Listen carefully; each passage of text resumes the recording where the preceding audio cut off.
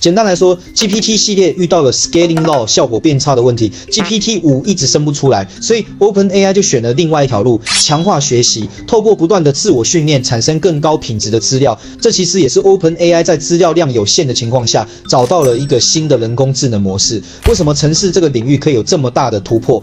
有2个重点。第一，程式码的本质也是一种语言，在我们看来是一种技能，但在大型语言模型看来就只是语言。对他们来说，每一种语言都一样，只是程式语言的逻辑比较清楚，比较好懂。听说 OpenAI 在遇到瓶颈的时候，就是让大型语言模型学了人类写的程式码之后，逻辑能力瞬间爆发，就像开窍一样。第二，写程式可以做到高度闭环，程式写得好不好，跑一下就知道，奖励机制很明确，这对强化学习来说很有帮助。这也是为什么 O3 的程式能力可以大幅提升的原因。